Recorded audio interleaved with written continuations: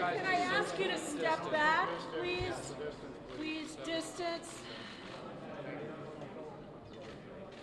So I just want to say we had a very productive discussion we had a very productive discussion with the Senate. We listened to a lot of comments. We took a lot of questions. I couldn't be more pleased. Last night we had the opportunity to come up and meet with a subset of them. I think, as you know, I made some important comments earlier today. Again, I just want to reemphasize them again. This morning I signed a letter approving Federal Jay Powell's request to activate 13.3. This is a very important feature.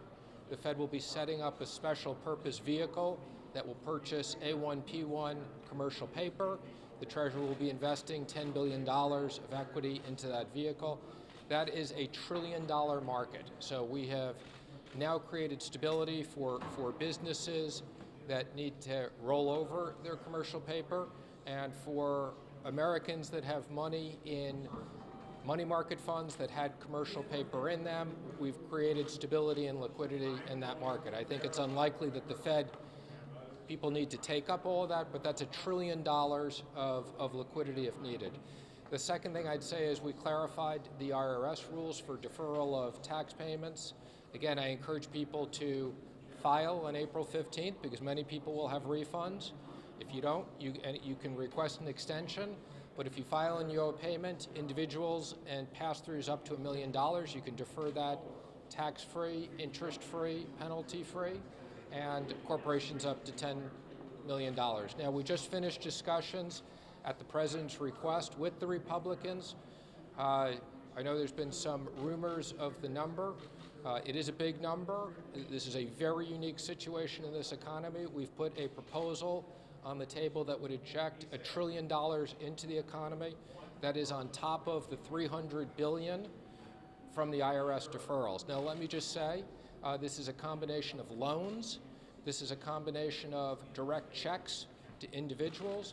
This is a combination of creating liquidity for small businesses. So we look forward to working with the Senate. We're very pleased to hear the leaders say that they're staying here. Their priority is working on what we call Bill number 3, and we had very productive discussions. The President wants to emphasize this is a situation where we have requested that many people stay home so we don't spread this disease. This is not like a normal economic situation. The government has requested that parts of this economy shut down, and the President is determined. You can think of this as business interruption money. The President is determined we will put money back into this economy to protect hardworking Americans and small businesses.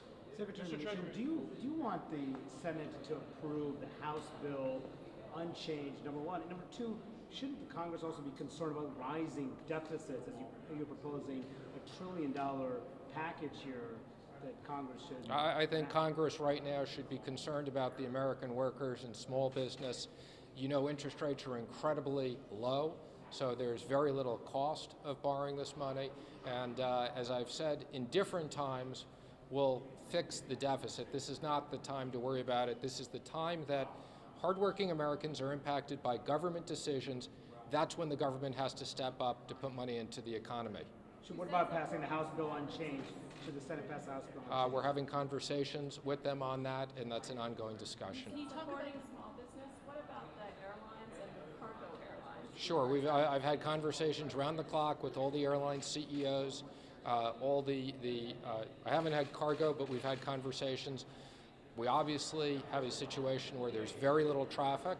We want to maintain that although we've told people non-essential travel they shouldn't do, but essential travel, we want to have airlines that operate, maybe on a more limited basis. Airlines have a short-term liquidity issue, and absolutely, that's something we talked about today. I've also spoken to the Speaker about that. So we are absolutely part of this. Airlines, hotel, travel, other areas, we're talking about dealing with that. Secretary Mnuchin, is there any plans for a global economic stimulus? Are you in touch with other world leaders about a global stimulus? Sure. The President had a G7 leaders conference call yesterday. Director Kudlow was a critical part of putting that together. There was a statement.